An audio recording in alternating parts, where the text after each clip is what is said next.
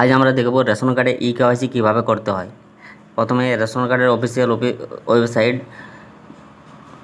তারপর citizen home, তারপর ration card related corner, তারপর সার্ভিস রেশন কার্ড এই অপশানে ক্লিক করতে হবে।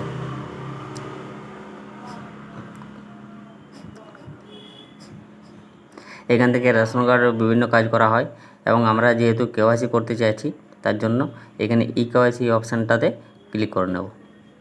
এখানে রেশন কার্ড নাম্বারটা দিয়ে দেব।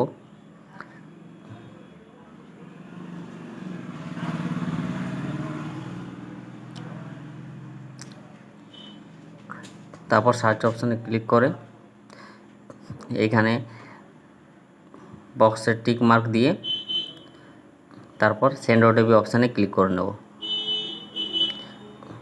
তারপর ওটিপি চলে এলে